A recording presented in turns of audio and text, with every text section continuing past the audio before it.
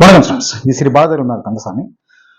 ஒரு முக்கியமான தகவல் டிஆர்பி போர்டில் ஒன்று கொடுத்துருக்காங்க. என்ன அப்படின்னா, அதாவது master question paper TRP website வெளியிடப்பட்டுள்ளது. மாஸ்டர் கொஸ்டின் பேப்பர் அப்படின்றது இப்போ லாஸ்ட்டாக நடந்துச்சு பார்த்தீங்களா, அதாவது நம்மளுடைய டிஎன் செட் எக்ஸாமுக்கான அந்த கணினி வழி தேர்வுகள் 6ஆம் தேதியும் 6/3, 7/3, 8/3, 9/3 ஆகிய நாட்களில் காலை மாலை இரு வேளைகளில் நடத்தி முடிக்கப்பட்டது அப்படின்னு ஒரு தகவல். இந்த தேர்வுக்கான கேள்விகளுக்கு உரிய தற்காலிக உத்தேச விடை குறிப்புகள் டென்டேட்டிவ் கீ ஆன்சர்ஸ் வந்து டிஆர்பி போர்டில் கொடுத்துருக்காங்க.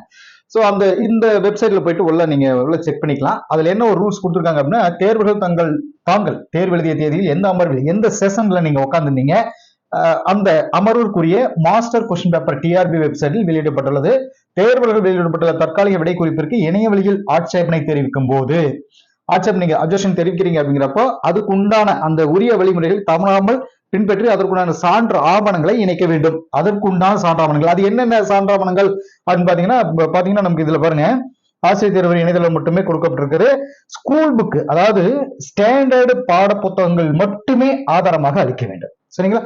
கையேடுகள், கைட்ஸோ நோட்ஸோ மற்றும் இணையவழி ஆவணங்கள் ஆதாரங்களாக ஏற்றுக்கொள்ளப்பட மாட்டாது. தபால் அல்லது பிற வழி முறையீடுகள் ஏற்கப்பட மாட்டாது. ஓகேங்களா? அவை வந்துட்டு இதுல கொடுத்திருக்கிற விஷயம் வந்து என்ன சொல்றது, தபால் வழியில் ஏற்கப்பட மாட்டது, அவை நிராகரிக்கப்பட்டதாக கருதப்படும். மேலும் பாட வல்லுநர்கள் முடிவே இறுதியானது என்று அறிவிக்கப்படுகிறது. இது வந்து டேட் பாத்தீங்கன்னா 13/3/2025 இன்னைக்கு வந்த தகவல் தான் இது. ஸோ இந்த ஒரு நியூஸ் டிஆர்பி போர்டில் கொடுத்துருங்க. நம்ம அது கூட ஒரு ஷார்ட்கட் வீடியோவும் நம்ம பார்க்குறோம். அடுத்து வரக்கூடிய நோட்டிஃபிகேஷன் வந்து டெட் தான். அது மிக விரைவில்ன்ற ஒரு வார்த்தையை பல தடவை சொல்லிட்டோம். ஆனால் இந்த ஒரு வாரம் 10 நாட்களுக்குள்ள கண்டிப்பாக வந்துடும். அதில் எந்த ஒரு மாற்றம் இல்லைன்னா அவங்க ரெடியாக தான் வச்சிருக்காங்க. ஜிஓ வந்துருச்சு அப்படின்னா உடனே கொஸ்டின் பேப்பர் கொடுத்து நோட்டிஃபிகேஷன் கொடுத்துருக்கு ரெடியாக இருக்காங்க. அதனால் நம்மளோட இந்த டெட் ரிலேட்டடான வீடியோஸ் வந்து நம்ம நிறைய கொடுத்துட்டு இருக்கோம். அதில் இன்னைக்கு நம்ம பார்க்கக்கூடிய ஒரு முக்கியமான ஷார்ட்கட் வீடியோவை நம்ம பார்க்கறது என்ன அப்படின்னா, இந்தியாவின் சில முக்கிய தேசிய பூங்காக்கள் அப்படிங்கிற ஒரு விஷயத்தை நம்ம பார்க்குறோம். அதுக்கு முன்னாடி ஒரு தகவல் மைண்ட்ல வச்சுக்கோங்க.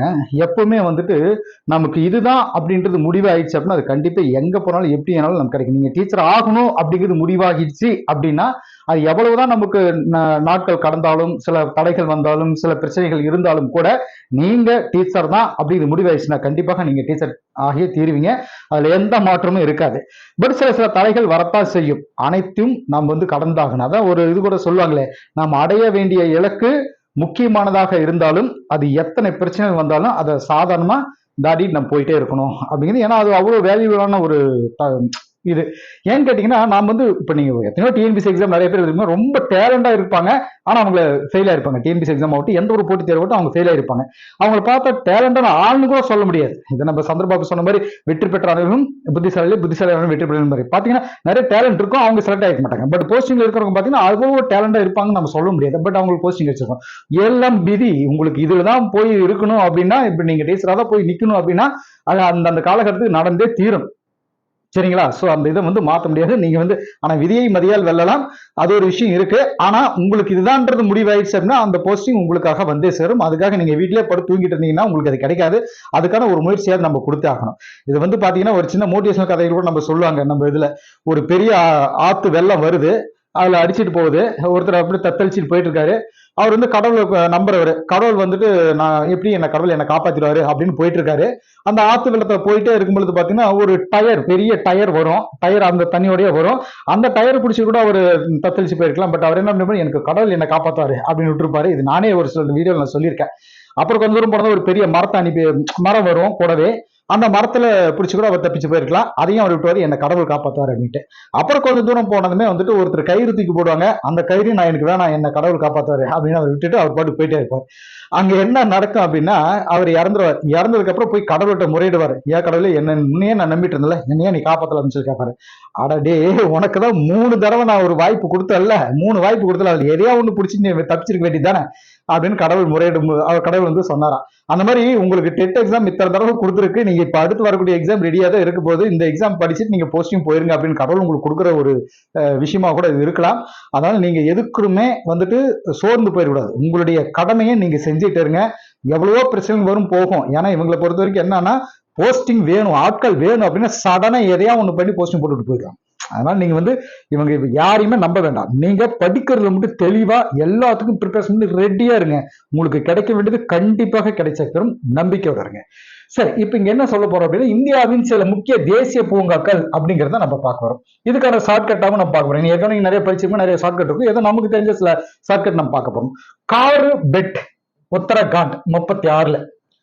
உத்தரகாண்ட், அதாவது கார் இருக்குன்னு வச்சுக்கோங்களேன், ஒரு புது கார் வாங்குறீங்க, காரை கண்டதுமே உத்தரவு போட்டாங்க, பிடிச்சி சைட்ல நிறுத்துறேன், இப்ப வண்டியை ஓட்டிட்டு போயிருங்க, அப்படியே என்ன சொல்றது, டிராபிக் போலீஸ் பார்த்துட்டாங்க, காரை கண்டதுமே உத்தரவு போட்டாங்க, பிடிச்சி அவங்களுக்கு ஃபைன் கட்டுறா அப்படின்னு. சோ உத்தரவு உத்தரகாண்ட், காரு புது கார் வாங்கினீங்க, இந்த மட்டும் மைண்ட் வச்சுக்கோங்க. கார்பரேட் தேசிய பூங்கா எங்க இருக்கு? உத்தரகாண்ட்ல இருக்கு அப்படின்னு மைண்ட் வச்சுக்கோங்க. துத்துவா உத்தரப்பிரதேசம், இதுவும் உத்தரப்பிரதேசம் தான். உத்தரப்பிரதேசம்ன்றது போல பேசாம துத்திரப்பிரதேசம் வச்சிடலாம் இல்லைங்களா? துத்திரப்பிரதேசம்னு துத்துவா உத்தரப்பிரதேசம் ஷார்ட்டா மைண்ட்ல நிக்கும். துத்துவாங்கிறது எங்க இருக்கு? உத்தரப்பிரதேசம் இருக்கு. 77ல, அதாவது மேக்சிமம் இயர் வந்து அவங்க கேட்கறது இல்ல, ஆனா நமக்கு இது எங்க இருக்குங்கிற விஷயம் அவர்கிட்ட கேட்கறாங்க. இப்ப துத்துவா தேசிய பூங்கா எங்க இருக்கு? உத்தரப்பிரதேசம். அந்த மைண்ட்ல வச்சுக்கோங்க. கிர் தேசிய பூங்கா குஜராத், குஜகிர், குஜராத் ரா, சரிங்களா? அதாவது குஜகிர் அப்படின்றத மைண்ட்ல வச்சுக்கோங்க. கிர் கிர்ன்னு இருக்கும், காடு பாத்தீங்கன்னா அப்படி கும்முன்னு, குஜராத் கு கும்முன்னு கிர்ன்னு இருக்கும், சரிங்களா? இருட்டா இருக்கும் அப்படின்னு மனசு வச்சுக்கோங்க. சரி, கன்கா, கண்ணு மத்தியம். கன்கா தேசிய பூங்கா பாத்தீங்கன்னா மத்திய பிரதேசத்துல இருக்கு, அதாவது நெற்றிக்கண் மத்தியில் இருக்கு அப்படின்ற மனசுல வச்சுக்கோங்களேன். மத்தியில் நெற்றிக்கண் இருக்கும். அப்போ இந்தியாவுடைய மத்திய பிரதேசத்துல வந்து கன்கா தேசிய பூங்கா இருக்கு அப்படின்னு சொல்லி வச்சுக்கலாம். சுந்தர்பன்ஸ் தேசிய பூங்கா மேற்கு வங்காளம். சுந்தர் பிச்சை நமக்கு வந்து நமக்கு தெரியும், கூகுள் குரோம் அவரு சுந்தர் பிச்சை சிஓ, அவர் வந்து மேற்கத்திய நாடுகளை விட்டு கலக்கிட்டு வர்றார். அப்போ மேற்கு வங்கம், சுந்தர், சுந்தர் பேர் வந்தாலே மேற்கு அப்படின்றத மனசு வச்சுக்கணும், சரிங்களா? இது ஒண்ணு வச்சுக்கணும். அடுத்த ஒரு லிஸ்ட் பார்த்தலாம். கண்டிப்பாக இந்த 3 லிஸ்ட் இருக்கு. 3 லிஸ்ட்ல இருந்து உங்களுக்கு ஒரு கொஸ்டின்ஸ் இருக்கு. தமிழ்நாட்டில் உள்ள சில முக்கிய தேசிய பூங்காக்கள் இருக்கு. கிண்டி, சென்னை. சென்கின், சென்னைக்கு சென்னு, கிண்டிக்கு கிண்ணு, சென்கின், சரிங்களா? இப்படி மனசுல வச்சுக்கோங்க, சென்கின். மன்னார் வளைகுடா தேசிய பூங்கா ராமநாதபுரம், அதாவது மன்னார் வளைகுடாங்கிறது வந்து ராமத்துல ராமன், ராமர் அப்படின்னா ராமன் மன்னர் மட்டும் கிடையாதுங்க, அவர் ஒரு கடவுளும் கூட. ராமநாதபுரம், ராமர் மன்னர் மட்டுமல்ல கடவுளும் கூட அப்படின்னு மனசு வச்சுக்கோங்க. இந்திரா காந்தி தேசிய பூங்கா கோவை, கோயம்புத்தூர். இந்திரா காந்தி தேசிய பூங்கா கோயம்புத்தூர். ஏன் அப்படின்னா கோ இந்திரா, இந்திரா கோ அப்படின்னா கோங்கிறது கோவை, கோ இந்திரா, நீ போய் தமிழ்நாட்டுக்கு போ அப்படின்னா அங்கிருந்து நேரு மாமா சொல்லி அனுப்புறாரு, இந்திரா காந்தி நீ போய் அங்க கோ, கோயம்புத்தூருக்கு கோ அப்படின்னு சொல்லிட்டு மனசு வச்சுக்கணும். அடுத்து முதுமலை நீலகிரி, நீளமான வயசு, அதிகமான வயசுனாலே முதுமை ஆயிடும். சோ நீலகிரி நீளமான வயசுனாலே முதுமைதான். சோ முதுமை அப்படிங்கிறது நீளமா அதிகமான வயசு அப்படின்னு மனசு வச்சுக்கணும். முக்குர்த்தி தேசிய பூங்கா, அது என்னன்னா முக்குர்த்தி, மூக்கு நீளம், நீலகிரி மூக்கு நீளம் அப்படின்றத மனசு வச்சுக்கோங்க. மூக்குங்கிறது வந்து நீளமா இருக்கு. இந்த லா வந்து வேற, நீலகிரி இந்த லா வந்து நீளத்தை கலர குடிக்கிறது. நமக்கு இன்னொரு லா சொல்றோம் இல்லையா, இந்த நீளம் அப்படிங்கிறதுக்கு இந்த லா தான் போடுவோம், லா இந்த லா போடுறோம், பள்ளிக்கு போடுற லா போடுறோம். இந்த இடத்துல இலக்கண முறை எப்படி பார்க்கணும்னா பேச்சுவார்த்தை வச்சுக்கோங்க. மூக்கு நீளம், முக்குர்த்தி தேசிய பூங்கா நீலகிரியில் இருக்கு அப்படின்னு மனசு வச்சுக்கோங்க.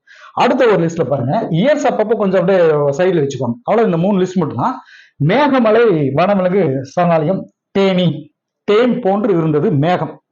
மேகம் வந்து பாத்தீங்கன்னா அடுத்து மழை வரப்போகுது, தேன் மலை கொட்ட போகுது அப்படின்னா தேன் மேகம் அப்படின்னு தான் மனசு வச்சோம். களக்காடு, அது இப்ப களக்காடு முன்னாடி வண்டலூர் வனவிலங்கு தேசிய பூங்கா சென்னை.